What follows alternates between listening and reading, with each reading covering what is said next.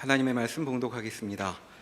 신명기 23장 24절에서 25절까지의 말씀입니다. 구약성경 297면에 있습니다. 신명기 23장 24절 25절의 말씀입니다.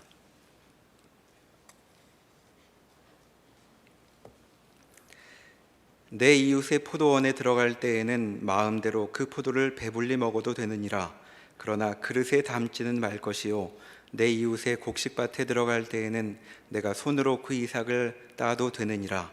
그러나 내 이웃의 곡식밭에 낫을 대지는 말지니라. 아멘. 신명기 21장에서부터 26장까지는 이스라엘 백성들이 가나안 땅에 들어가 살면서 기본적으로 지켜야 할 여러 율법 조항들을 구체적으로 제시하고 있습니다. 제시된 율법 조항들을 보면 이런 상황에서는 이렇게 살아야 한다라고 하는 자세한 내용들이 설명되어집니다.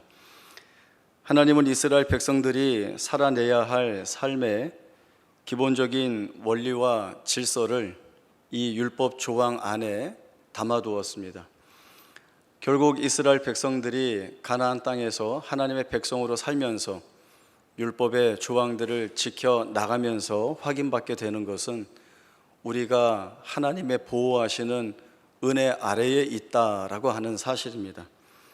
오늘 본문 말씀을 통해서 그 같은 내용을 좀 더 자세히 살펴보도록 하겠습니다. 오늘 저희들이 본 본문의 내용에 간단한 것을 보게 됩니다. 오늘 본문에서 내 이웃이라고 칭하고 있는 것은 구약 성경에서 대표적 약자로 호칭되는 고아와 과부, 나그네 등 궁핍한 자, 가난한 자들을 뜻하고 있습니다. 그들이 생존의 위협을 받는 가운데에서 다른 사람의 포도원이나 밭에 들어가서 포도를 따먹고 이삭을 따서 먹는 것을 하나님께서 마음대로 하라고 허용을 해 주시고 있습니다. 그러면서도 그릇에 담아 내오지는 말아야 한다. 낫을 대어서 필요 이상의 것을 취해서는 안 된다라고 하는 허용과 금지의 말씀을 동시에 주고 있습니다.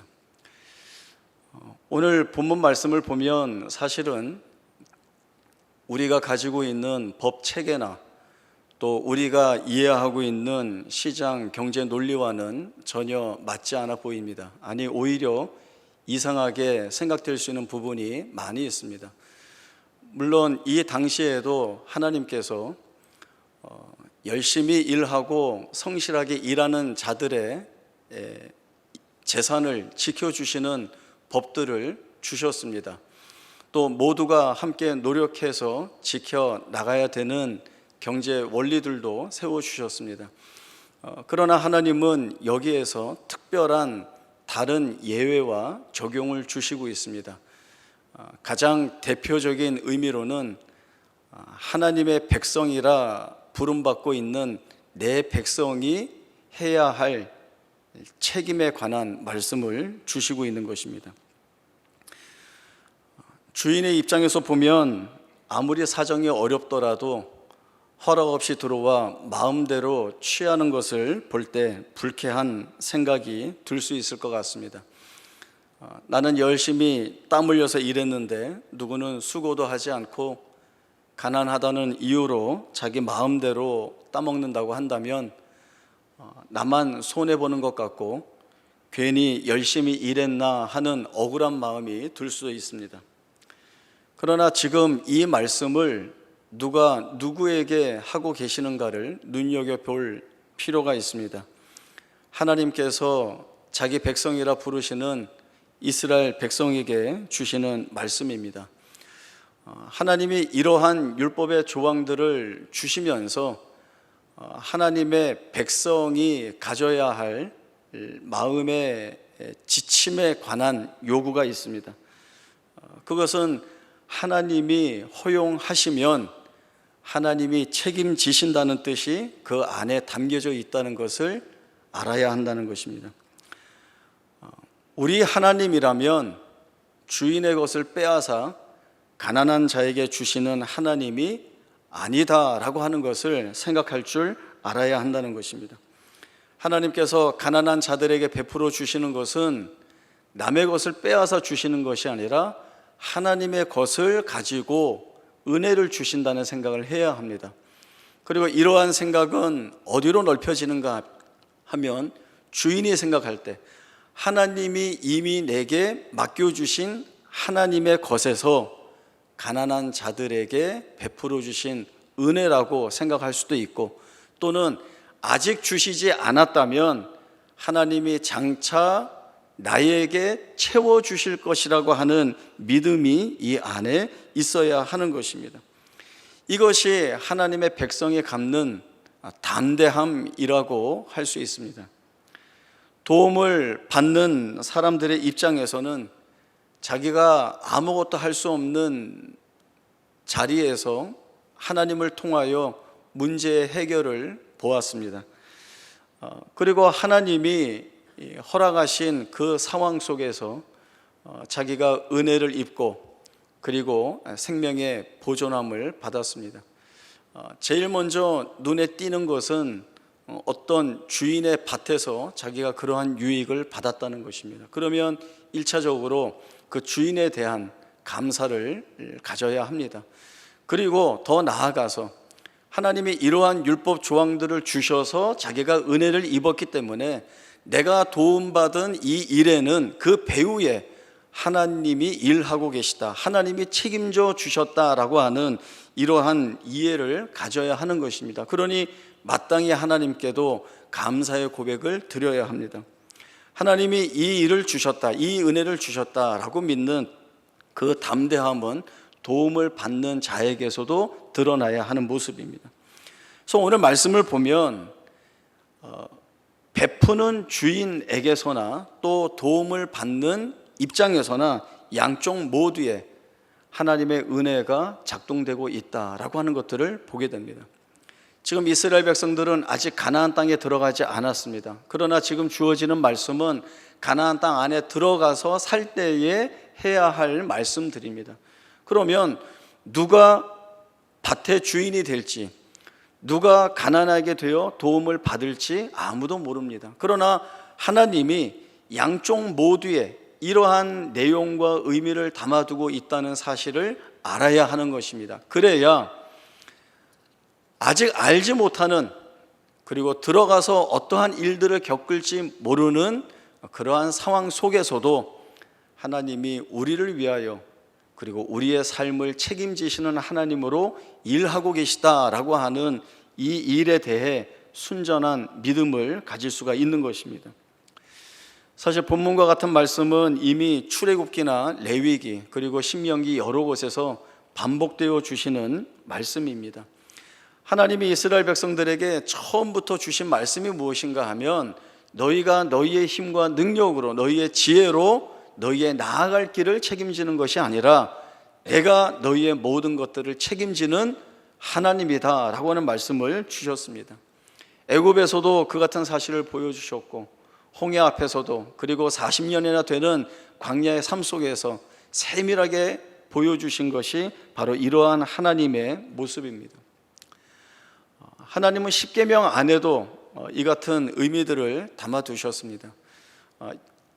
8번째 계명은 도둑질하지 말라라고 하는 계명입니다. 이 계명은 남의 것을 훔치지 말아라, 빼앗지 말아라 라고 하는 도덕적 차원에서의 단순한 명령처럼 보이지만 사실은 이 계명 안에 훨씬 더 큰 의미를 하나님이 담아두셨습니다. 도둑질하지 말라라고 하는 것은 남의 것을 빼앗아 너희의 필요를 채우지 마라라고 하는 말씀입니다. 그러면 너희의 필요를 어디에서 채워야 하겠는가? 하나님은 하나님 자신이 그 필요를 채워주니 다른 사람의 것을 도둑질할 필요가 없다라고 하는 말씀을 주시고 있습니다.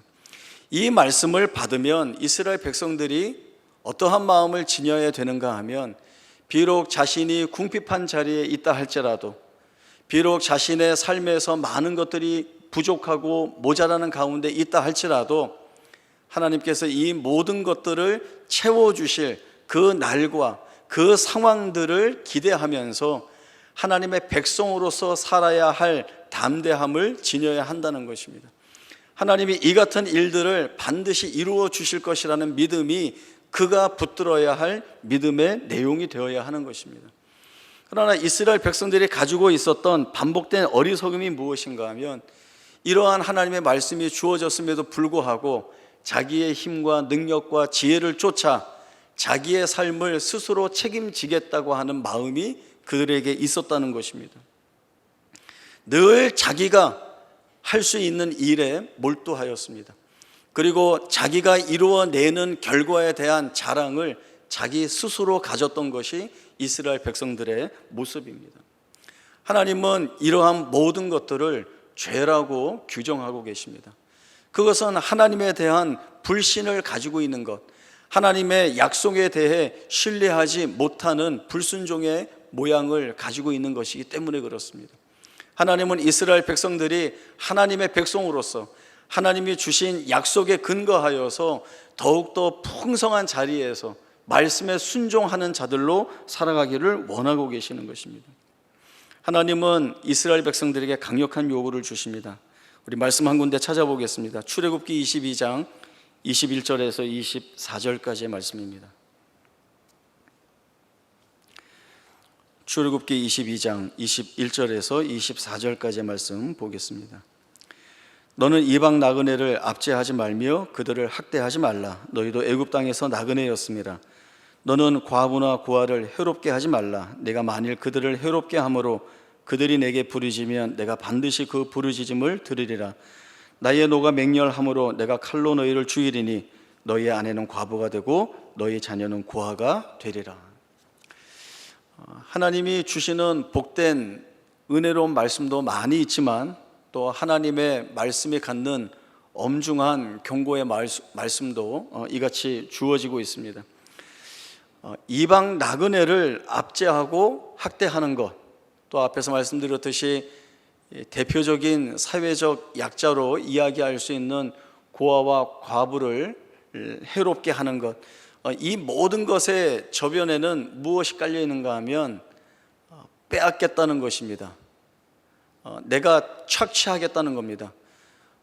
이들이 힘이 없고 약한 사람들이기 때문에 내가 힘을 써서 폭력으로 이들의 것을 빼앗아 나의 유익을 삼겠다라고 하는 것이 그 마음에 있는 것입니다. 그리고 이 빼앗은 것이 내게 힘이 되고 나를 지킬 수 있는 안정장치가 되고 그리고 내게 힘이 될 수 있다라고 하는 생각이 있는 것이죠. 이러한 것 안에는 하나님이 그 인생을 책임지고 이끌어 나가시겠다라고 하는 약속은 안중에도 없는 것입니다. 하나님은 이스라엘 백성들에게 하나님 백성답기를 원하고 계시는 것입니다. 너희가 애굽 땅에서 나그네였었다. 너희가 노예였을 때 혹독하고 가혹한 삶을 살았다. 그때 내가 너희를 해방하여 너희에게 참 자유를 주었다.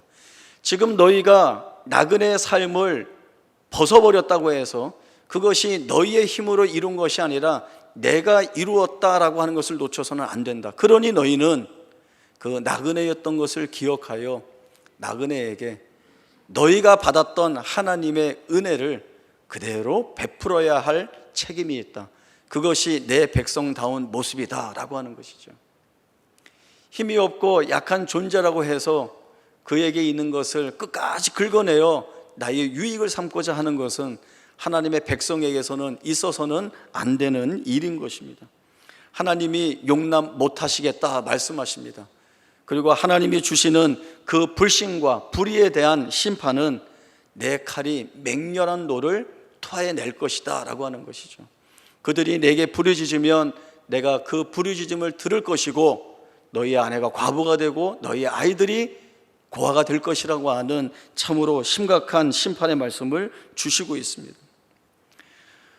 하나님의 백성이라고 한다면 자기가 자기의 삶이나 생애를 책임진다라고 하는 교만과 자만의 자리에 벗어나 하나님이 책임져 주실 것이다 라고 하는 이 믿음을 가지고 감사하는 자리에 자신을 세워야 합니다.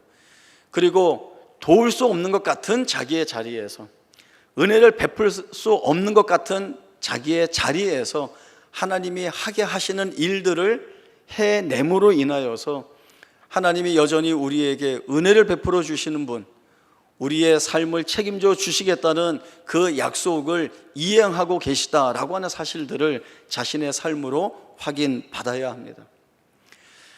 하나님은 이 말씀을 잘 순종해 나가지 못하는 이스라엘 백성들에게 아주 끝까지 강하게 끌어내시는데 이러한 자리까지 끌어내십니다. 출애굽기 23장에 보면 내가 만일 내 원수의 길 잃은 소나 나귀를 보거든 그 사람에게로 돌려보내라 라고 하는 말씀을 줍니다. 또 내가 만일 너를 미워하는 자의 나귀가 짐을 싣고 있다가 엎드러지는 것을 보면 바라만 보지 말고 가서 그 짐을 부려주어라 라고 하는 말씀을 주시고 있습니다. 원수, 너를 미워하는 자, 저랑 맞지 않는 자들입니다. 원한이 있는 사람입니다. 보기 싫은 사람입니다. 그렇게만 된다면 망했으면 좋겠다라고 생각하는 그런 사람입니다. 그런 사람이 소유하고 있는 소나 나귀가 길을 잃어버린 것을 보면 어떤 마음이 들겠습니까? 그 당시에는 이 소나 나귀가 재산상으로 큰 유익이기 때문에 잃어버렸으면 금전적으로 큰 손실이 있겠죠. 원수의 것이 이렇게 손에 입는 것들을 보게 되면 어떤 마음이 들겠습니까? 잘 됐다, 쌤통이다, 이런 마음이 들겠죠. 하나님은 그렇게 하지 말라는 말씀을 주시고 있습니다. 우리는 그러한 하나님의 말씀에 이러한 이유를 댈 수도 있습니다. 하나님, 거꾸로 원수가 내가 잃어버린 것을 보고 나에게 돌려주지 않는다면 나만 손해 아닙니까? 라고 하는 생각이 금방 들죠. 그러나 하나님이 주시는 말씀은 변함이 없습니다. 원수는 너에게 그렇게 할지라도 너는 그렇게 하지 말라라고 하는 말씀을 주십니다. 왜 하나님이 이러한 말씀을 주시겠습니까? 우리는 손해, 불이익 이런 것에 민감해서 손해보지 않으려고 하고 불이익을 당하지 않으려고 하고 이것이 정당하다는 생각을 갖습니다. 그러나 하나님은 너가 손해를 보더라도 너가 불이익을 당하더라도 내 말에 순종하는 내 백성이 되기를 원한다. 그러면 너가 손해본 것, 너가 불이익을 당한 것 누가 채워주겠느냐? 그거 내가 책임진다 라고 하는 것이 하나님이 자기 백성에게 주시는 약속이고, 하나님의 마음은 이 자기 백성이 이 하나님의 마음을 알아 하나님이 이끄시는 자리로 순종하며 나오기를 원하고 계시는 것입니다.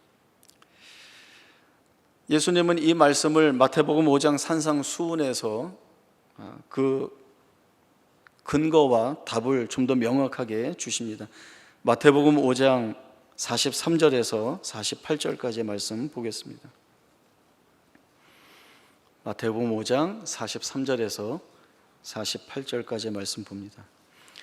또 내 이웃을 사랑하고 내 원수를 미워하라 했다는 것을 너희가 들었으나 나는 너희에게 이르노니 너희 원수를 사랑하며 너희를 박해하는 자를 위하여 기도하라.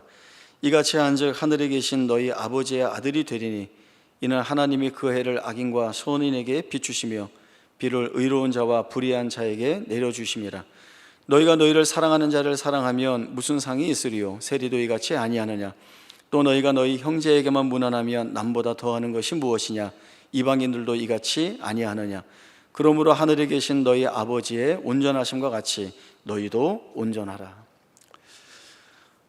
이웃을 사랑하고 원수를 미워하는 것은 참 쉬운 일입니다. 어려운 일이 아닙니다. 누가 가르쳐주지 않아도 저절로 할 수 있는 일입니다. 그러나 예수님이 주시는 말씀, 원수를 사랑하며 너를 핍박하는 자를 위하여 기도하라 라고 하는 이 말씀은 선뜻 우리가 받아 순종하기에는 어려운 말씀입니다. 예수님이 우리에게 이 같은 말씀을 주시는 이유는 도덕적으로 흠이 없는 사람이 되게 하기 위해서이거나 또는 일반적으로 다른 사람이 할 수 없는 일들을 하게 하여서 칭찬을 받게 하려는 것이 아닙니다. 단 하나의 이유가 있습니다. 너희는 하나님의 자녀이기 때문에 그렇다라고 하는 말씀입니다. 우리가 아버지라고 부르는 하나님은 어떤 하나님이십니까? 그 해를 악인과 선인에게 비추시며 비를 의로운 자와 불의한 자에게 내려주시는 분이십니다. 그러니 하나님의 자녀라고 하는 우리라고 한다면 하나님께서 이러한 사랑과 은혜와 자비와 긍휼하심을 베푸시기에 우리도 그 하나님을 닮아 우리에게서 하나님의 사랑과 자비와 인자와 긍휼이 드러나야 한다는 것입니다. 이것이 하나님이 자기 자녀라고 부르는 우리에게 주시는 막중한 책임이자 소명이 되는 것입니다. 너희가 너희를 사랑하는 자를 사랑하면 무슨 상이 있으리요? 세리도 이같이 아니하느냐? 너희가 너희 형제에게만 무난하면 남보다 더하는 것이 무엇이냐? 이방인들도 이같이 아니하느냐? 다른 사람이 다 할 수 있는 것만큼, 누구나 기본적으로 할 수 있는 것만큼만 하는 것이 하나님이 원하시는 것이 아니라 전혀 할 수 없는 자리에서조차도, 그리고 생각지 못한 자리에서조차도 할 수 있기를 바라는 것이 우리 하늘 아버지의 마음이신 것입니다. 너가 하나 주면 나도 하나 줄게 라거나, 또는 너가 한 만큼 나도 할 거야 라고 하는 것은 세상의 계산 방식입니다. 어떻게 보면 손해볼 것도 없고 계산도 딱딱 들어맞아서 합리적인 것처럼 보입니다. 사실 이 정도이면 신사이죠. 악한 세상에서는 우리에게 시험같이 말하는 것이 있습니다. 그것은 할 수만 있으면 남의 것을 빼앗아라. 너가 빼앗는 것이 너의 힘이 될 것이고 너를 지키는 수단이 될 것이다 라고 하는 이 같은 유혹을 우리에게 합니다. 그러나 이미 오래전부터 하나님께서 우리에게 주신 약속은 세상의 다른 것들이 너의 삶을 책임지거나 너를 지키거나 보호하는 것이 아니라 하나님 내가 주는 것, 그리고 내가 너희에게 하는 것으로 너희가 책임져지고 지켜진다는 말씀을 하시고 있습니다. 요즘 누구를 만나든 어떻게 지내십니까? 라고 물어보면 모든 분들이 너나 할 것 없이 너무나 힘듭니다 라고 하는 말씀을 주십니다. 연세가 많으신 분들도 살면서 이렇게 힘든 적이 없었다라고 말씀하실 정도입니다. 우리 모두가 체감하고 있는 대로 말 그대로 정말 어려운 때를 우리 모두가 살아가고 있습니다. 그러나 우리가 살아왔던 우리의 삶이나 또 크게 보면 인류 역사가 지나왔던 시대를 보면 어느 시대든 대단히 힘에 겹고 어려운 일들을 많이 겪고 살아왔습니다. 어느 인류 역사 시대에도 아무 일 없이 평탄하고 평안하게 살아온 적은 단 한 번도 없었습니다. 두 차례의 세계대전이 있었던 시대도 있었고 경제 공황이 온 세상을 휩쓸고 지나가 많은 사람들이 고통받았던 시대도 있었습니다. 또 여러 전염병들이 창궐하여서 정말 수많은 사람들이 죽어나가면서 비명을 질렀던 시대도 있었습니다. 그러나 인류는 그 모든 시대를 다 지내왔습니다. 물론 견디고 지내오는 과정이 쉽지 않았지만 그 안에서 많은 것들을 배웠습니다.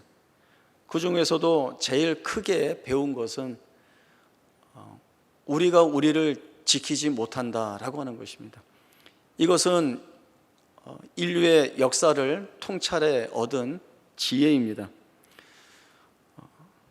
하나님에 대한 믿음과 신앙을 지니고 있는 우리의 고백은 여기에서 한 걸음 더 나아갑니다. 힘에 겹고 괴롭고 또 시련과 환난이 많았던 개인의 삶이나 시대를 넘어오면서 우리가 하나님께 올려드릴 수 있는 고백은 하나님, 우리가 할 수 있는 것이 아무것도 없습니다. 그리고 그 고백은 거기에서만 그쳐지는 것이 아니라 하나님이 이제는 하셔야 됩니다 라고 하는 고백을 이어 나가야 하는 것입니다. 그러나 여기서 문제가 하나 있습니다. 하나님이 하셔야 됩니다 라고 하는 이 말을, 이 고백을 우리는 어떠한 이해 위에 세워야 하겠습니까? 하나님, 내가 원하는 것 다 이루어 주시는 것으로 하나님이 하셔야 됩니다. 하나님이 내가 바라고 소망하는 것을 다 이루어 주시는 것으로 하나님이 하셔야 됩니다 라고 하는 것은 너무나도 약한 것입니다. 사실 하나님이 하셔야 됩니다 라고 하는 이 고백은 하나님 편에서 가지고 계시는 쪽에서의 이해를 쫓아 들어간 우리 편에서의 고백이 되어야 합니다. 요즘 뭘 자꾸 잊어버려서 메모를 하기 시작을 했습니다. 이 본문 말씀 가지고 묵상을 하다가 기도하게 되었는데 이 기도를 잊어버릴까 봐 기도 메모로 제가 한번 적어봤습니다. 하나님, 우리는 하나님이 주시는 견뎌내는 자들입니다. 그러나 그 안에 큰 비밀이 있다는 것을 깨닫게 되었습니다. 하나님이 주시는 고난이라면 그 고난을 이겨낼 힘을 하나님이 주신다는 것이 큰 비밀입니다. 하나님이 주시는 시험이라면 능히 그 시험을 감당할 수 있게 하신다는 것이 큰 비밀입니다. 하나님이 우리에게 주시는 슬픔이라면 그 슬픔을 견디고 그리고 그 슬픔이 기쁨으로 변하는 것을 보게 하신다는 것이 큰 비밀입니다. 하나님은 제 인생에서 그렇게 일하실 하나님이십니다.